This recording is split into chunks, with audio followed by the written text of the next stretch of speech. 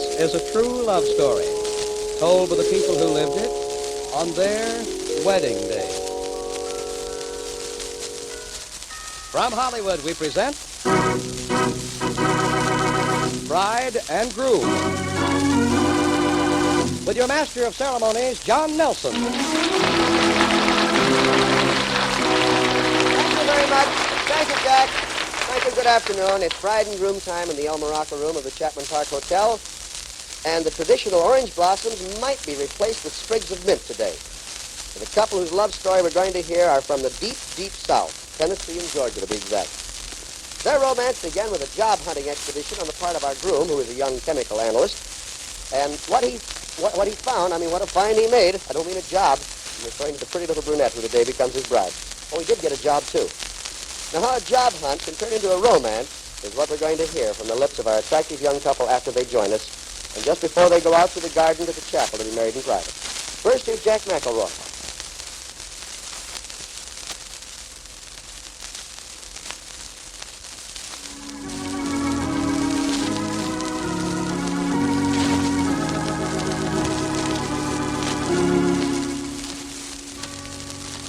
The wedding party is entering the El Morocco room now. Our bride's white satin gown is elegant in its simplicity. It has a molded bodice with a sweetheart neckline, long fitted sleeves, and a full skirt with a long, graceful train. Her illusion veil is attached to a sweetheart tiara of seed pearls, and she's wearing a single strand of pearls at her throat. The matron of honor is dressed in an aqua taffeta gown with a headband of fudge roses, and the groom is formally attired. His best man wears a Navy enlisted man's dress uniform.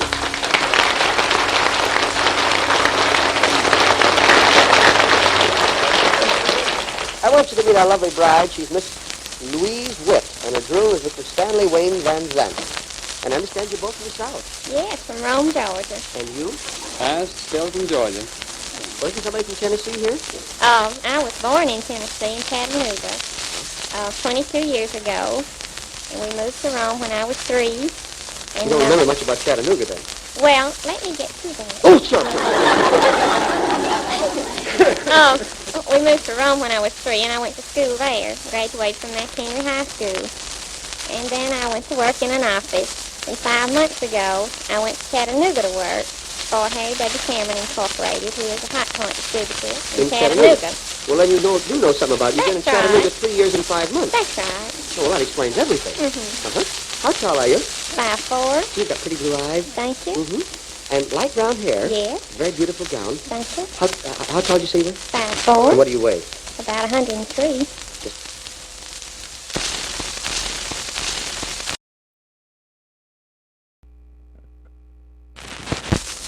How tall did you say you were? 5'4". And what do you weigh? About 103. Just about. How many in your family? I have 2 sisters and 1 brother, and my mother and father, and my mother's here. I'm glad she's with you today. Mm-hmm. Does she know Stanley over here? Yes, Wayne. Did your mother help you pick him out by any chance? No, she didn't meet him till after I did. Oh, still after? What I mean is, did she meet him before you picked him out as the one? Oh, yes. Oh, I told her before. Oh, sure. Got a little advice and help. Sure. Oh, that's good. Find out about you over here. Stanley Wayne Van Zandt. That's right. Uh-huh. What do your friends call you, Stan? Wayne. Wayne. Hmm? Excuse me, the American Broadcasting Company network is falling across our bride's train here. We'll have to move it around a little bit. Well, tell us about you. Well, I'm 22 years of age. I was born in Resaca, Georgia. That's 22 years ago, of course. That sounds like a reasonable statement. I attended Calhoun High School and Berry College in Rome. And since that time, I was aboard the USS Storm's DD-780 in 3rd Fleet. That's a destroyer, I might add. Squadron 66. Nice ship. Well, in the Pacific, of course. And then since that time, I have, for the last 3 years, been working as a chemical analyst, Celanese Corporation in Rome. How about your family, Wayne? Oh, well, I have twin sisters, 2 brothers, and, of course, my father and mother.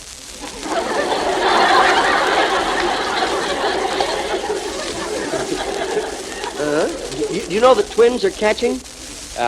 Well, I hope not. Well, I mean, they're hereditary, and you might have twins. Well, I think it's every third or fifth or some generation. I'm not sure. Well, I tell you, nobody else is either, I don't think. How tall are you, Wayne? Well, I'm a little, about 6'1". And you have black curly hair and brown eyes. That's right. I think does that about describe him? Yes, What do very you- handsome, don't you think? Well, I hadn't particularly thought about it in that way, but I know he's a good-looking young fellow, isn't he? And a very attractive size. I think we're all in agreement on that. That settles that. Now, you know, of course, we want to hear, and very badly want to hear, as much as you'd care to tell us of the incidents, the events, the little things that led up to this great happy climax today. Who starts off here? Oh, I will. All right. Let me get over here, if you don't mind, Louise, because I want to be right close to you so I don't miss a word. Well, I was working in the personnel office at Celanese Corporation in October 1946. This is Rome, Georgia. Rome, Georgia, when Wayne came in to see about employment. So he came up to the desk, and I thought, my, that's a handsome-looking young fella. So I smiled at him, you know, and he smiled back, very nice, and I got his name and address, and I wanted to get his telephone number and find out if he was single, but I didn't.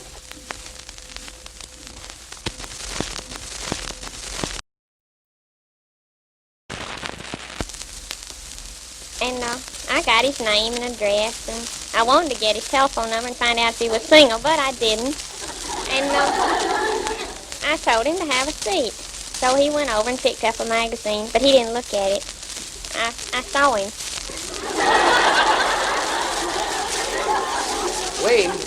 Wayne, what were you looking at? Well, Louise, I guess. Yeah. What do you think? She kept staring over my way, and I thought I'd stare back. So after a few minutes, I directed him to an interviewer, and he was hired and was sent over to the infirmary for a physical. And while he was gone, I went back to look at his personnel record to see what he made on his IQ and how many was in his family and where he went to school and how much he weighed and if he was in service and all that. Practical Dun and Bradstreet here. Bradstreet and Dun, whatever it is, by our bride in advance. So I found out everything was pleasing, and I mentioned to one of the girls that I would like to meet Wayne, that I thought he was very nice. So she gave me a little encouragement, said he sort of looked back at me, maybe he'd ask me for a date. But he came back, and he didn't ask me for a date. And he went on down to the department to go to work. And this was in October 46. And about a month or 6 weeks later, the personnel office had a party and we invited some of the newer boys there, naturally. And we invited Wayne, but he didn't come. So he just, we'd meet out in the hall once in a while to go get our pay, you know. And he'd grin, and I'd grin back. So he started coming by the office every day. And it was a long way home, but he'd come by. You mean when he's leaving the plant? Uh-huh. It was out of the way. That's the trouble. Heather around that way, but I did want to see her. Well, did he stop in and say hello? No, he just grinned and Walk by and waved. grin and wave. That was the end. Well, how long did this grinning and waving go on? It went on for 5 months.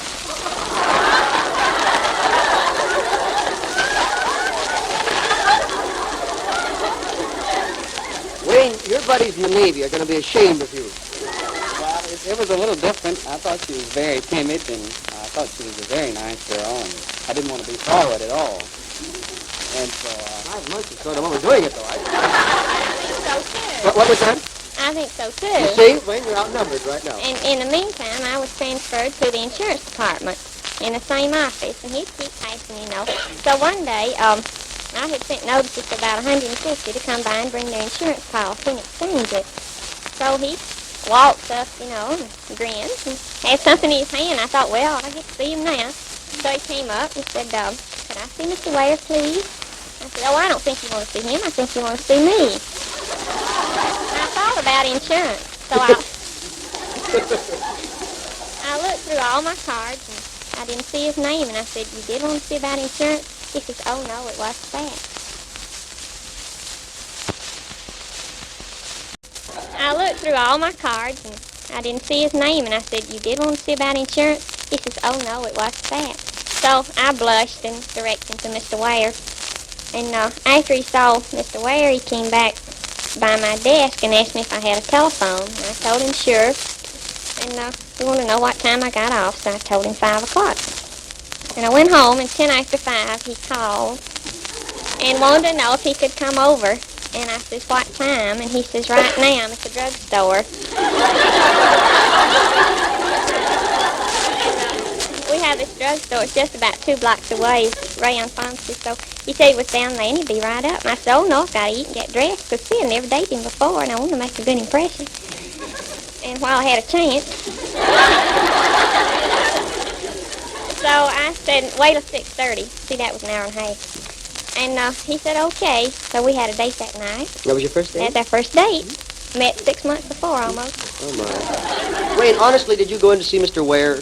No, I didn't go to see Mr. Ware. I thought I'd go in and talk to her, but after she said, you don't want to see Mr. Ware, you want to see me, I couldn't think of anything to say. I was dumbfounded, so I decided, well, maybe I'd better see Mr. Ware.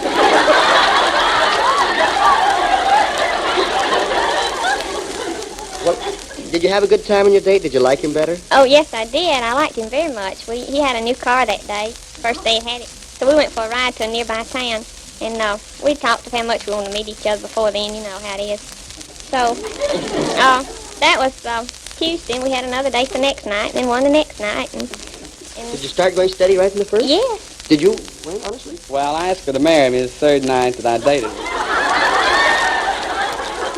You wait 6 months to ask for a date, and then 3 nights to ask her to marry him. She says yes. She what? She says yes. She said yes the first Third night? night. Oh, my goodness. That's what got him, see. That's what? That got him. You bet it got it. Honestly, now, Louise, tell me, when did you know you were in love with this young man? Oh, after the first night. After the first night? Uh-huh. Well, what night did he try to kiss you? Oh, when he took me home from the first date. How'd you make out, Wayne? Well, all right. All right, I guess.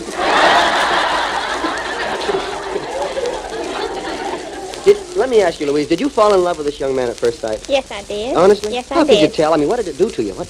Well, you've been in love. Yes, but I was unconscious all during our I courtship. was too. You what? I was too. Oh, I see. I was too. And Wayne, you were Well, I decided I must be in love with her because I put shaving cream on my toothbrush. And I was in a hurry one night to date her, so I thought I'd put some tonic on my hair, and it was shampoo, so I had to wait. foaming at the mouth in love. I see. Well, and on the 3rd day, where were you? What were you doing when he proposed to you? We were riding downtown.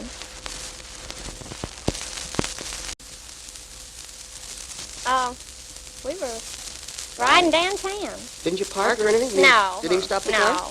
Riding along. How did you say it, Wayne? Well, it was raining, and I was in a very sentimental mood, I guess. I don't know exactly what I did say. Yes, anyway. Do you remember what he said, Louise? How he said it? Louise, I haven't known you too long. He says, I hope you won't think I'm rushing things, but will you marry me? And then you said yes? I said, yes, I will. Now, let's see, you met in October of 46. So 6 months, November, December, January, February, March, April. Mhm. In April, he proposed. 47. And you accepted, and you waited this long? We've waited this long. We had a little complication, you know. Oh? Oh, naturally? Well, we decided to get married once before, but we changed our minds. We didn't change our mind. We just decided to wait a while longer till we were a little older. So it's worked out much better that way. Well, sure. Well, I don't think you're too old to get married. 21. Oh, she's older than I am. It's 7 days. You know, I doubt that that'll ever make much difference either. Do you have a place to live? Yes, we do. We have an apartment, and Wayne has painted it, and I helped him, and sanded the floors, and it's all fixed. Oh, you're off to a wonderful start if you work together on your home already. We have. But I don't think I'd do it again. I have news for you, Wayne. After today, you won't have anything to say about whether you're going to do it again or not. We have for our bride this beautiful bouquet, a cascade of paper white narcissus and gardenias with inserted corsage of one large purple orchid. Her matron of honor's bouquet is of talisman roses tied with pale blue ribbon. She has a matching headband.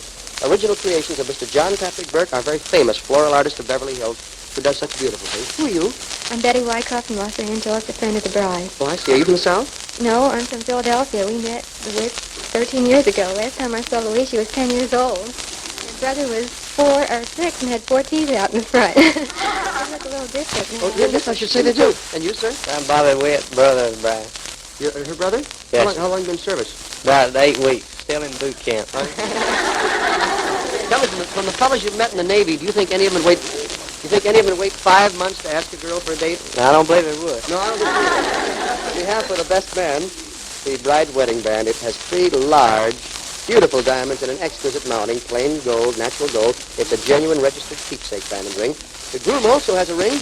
It's a plain gold band, which also matches, and it's a registered keepsake ring also. Do you have on something old, Louise? Yes, I do. New? Yes. Borrowed? Yes. Blue? No. No blue? You have candy in your shoe? Yes, I do. Oh, John. Yes, Jack. Mr. Ward at the Celanese plant, or Mr. Ware, had a special garter run through the plant made out of Celanese. Here it is. Louise, you take this. You will, please. That's a little blue garter. Now, you turn around like this, if you will, fellas. We'll do a little screening action here.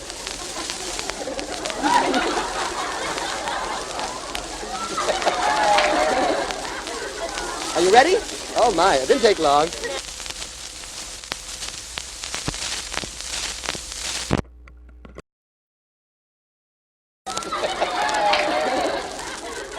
Are you ready? Oh, my. It didn't take long. No. And the name of your love song? Closest pages in a book. You've been that way all during the program. Don't stop now. As our bride and groom and the wedding party go down the aisle, out to the lovely gardens of the Chapman Park Hotel to the Old World Chapel where the curtain waits, Jack McElroy sings a love song. We'll be close as pages in a book, my love and I. So close we can share a single look, share every sigh. So close that before I hear your laugh, my laugh breaks through. And when a tear starts to appear, my eyes grow misty too. Our dreams won't come tumbling to the ground. We'll hold them fast, darling, as the strongest book is bound. We're bound to last. Your life is my life, and while life beats away in my heart, we'll be close as pages in a book, never to part.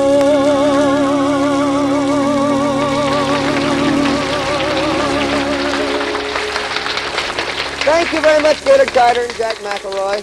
Oh, my. There is some real solid South, believe me. They are so cute. If the people in Macon, Georgia are wondering why their telephone calls are not getting through as fast as they should and why their mail deliveries seem to be a little bit slower than usual, because one of their telephone operators, one of their mailmen are out here in California to marry during our Bride and Groom program tomorrow afternoon.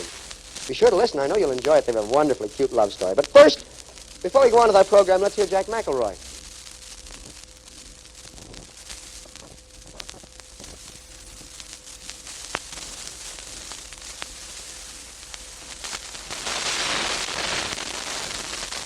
Thank you, Jack. Again, I want to urge you all to enter our big $29,000 prize contest. It's so easy to win, but there just isn't much time left. So get details from Happy Marriage, our magazine, which is on your newsstand right now. Here are just a few of the many, many wonderful prizes. There's $5,000 in cash, a Columbia Deluxe House trailer, 5 Cervell gas refrigerators, 4 Gruen precision watches, 10 Spartan radio phonograph combinations,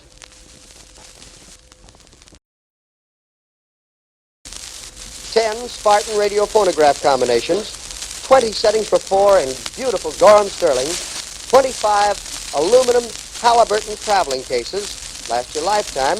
Winners who are subscribers receive double prizes, so you could win $10,000. Get your copy of Happy Marriage today and enter the contest. Right now, I think it'd be a nice time to show you folks some of the lovely gifts we have for our bride and groom here. Let's begin with this Max Factor makeup kit. which is a lovely gift for any bride. As you see, it's a lovely case, and it's full of Max Factor's fine makeup designed for the stars at Hollywood. Oops. You see? That is indeed a beautiful gift. Then the wedding album, full of formal portraits and candid shots to preserve the memories of this very special day. Formal portraits and candid shots by Bernard of Hollywood in Palm Springs, our famous society photographer who does so many of the society and motion picture weddings here. Capitol Records of Hollywood recorded the entire love story as our bride and groom told it and made a special album. They have a talking picture of everything that takes place today. Well, here's a setting for 4 in delightful china dinnerware. This china combines the durability of porcelain with the appeal of pottery, will make your table the finest. This is the Winfield china. Everyone needs luggage, not only for a honeymoon, but throughout the years to come. So here it is, a set of aluminum traveling cases that will last a lifetime. A choice of 6 colors. It's beautiful Halliburton aluminum traveling cases. Those are lovely indeed. And for their dining room or kitchen, here's a brand new chrome dinette set with posturized chairs covered in Durand. A grand addition to any home. It's the new Del Rey model from the Virtue Brothers. Then the traditional and beautiful wedding gift, the place setting for 4 in sterling silver. Each day our bride and groom take the choice of 4 of Gorham's many famous and exquisite patterns. There's Lyric, Camellia, Sovereign, and Greenbrier. Complete service for 4, 24 pieces of Gorham sterling. And for your kitchen, the very best, a new 1949 Deluxe gas refrigerator. Even bigger than before, you'll find ample room for storing frozen foods, for making all the ice cubes you need. Guaranteed for 10 years, it's completely silent. It's the new Cervell. I'd like to tell you about the honeymoon we've planned for these youngsters. I'm sure they've never been where we're going to send them, and I think this is the bride's first trip to the West Coast, and I think the groom was only here during the war when he was in the Navy. But after their reception, and after they've said goodbye to their friends and family, a Tanner motor delivery limousine will be waiting to drive them to Los Angeles Airport, where they'll board a giant airliner for a flight to their honeymoon destination, a world-famous, fabulous playground, glamorous Las Vegas, Nevada. When they arrive at the airport, a Tanner Gray Line limousine will whisk them to the beautiful El Rancho Vegas Hotel, where the bridal suite will be waiting. The El Rancho is really a perfect place for a honeymoon. It has every modern luxury imaginable against the backdrop of the picturesque Old West. They'll enjoy lazy days against the beautiful pool, right over the strange and fantastic desert country in the cool of the evening. Tonight, they'll dine and dance in the hotel's famous round-up room, and see and hear the best of entertainment starring Chico Marx now. And at this time of year, you'll particularly enjoy the desert sun and balmy, fragrant desert nights. They'll have an unforgettable time at the famous El Rancho Vegas Hotel, an outstanding example of real Las Vegas hospitality. And here they come back to the chapel. Congratulations, Wayne. Thank you, Don. Right. Well, Mrs. Van Zandt, how are you? Fine. Yes. How does it sound to have your name changed?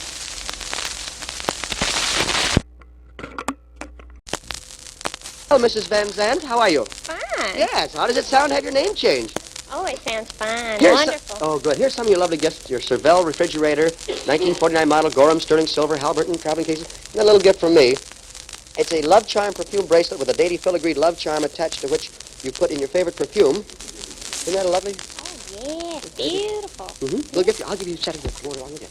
I just wanted to ask you, was Wayne nervous out in the chapel? How did he behave? Fine. He Fine.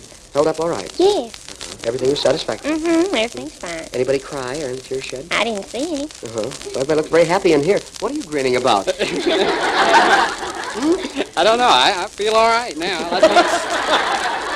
You know, sometimes the groom doesn't come to till 3 or 4 days after the ceremony. That could be true. I don't know. That's what you mean. Well, your plans, you know, of course, you're going to El Rancho Vegas in Las Vegas Yes. for your honeymoon, and you'll have your little reception, and we'll see you off there. Now, we won't bother you until you come back, but we want a complete description. You let us know what goes. Yes, we will. All right. Well, now, I have just one more little gift for you here, and that's for each of you. A bride and groom matched Gruen watch set, one for each of you. Oh, Those beautiful. really are. Those are 17 jewel bride and groom watches, and I know that you are really going to enjoy those. Beautiful.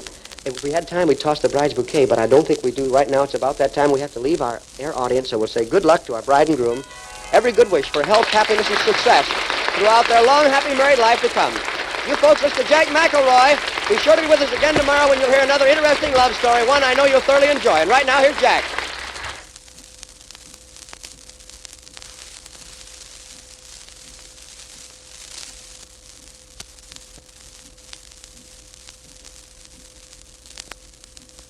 And to broadcast of Bride and Groom, simply write for free invitations. Address your communication to Bride and Groom, American Broadcasting Company, Hollywood 28, California. Allow 2 weeks for your tickets to be returned to you. Bride and Groom is produced by John Masterson, directed by John Reddy. This is Jack McElroy speaking.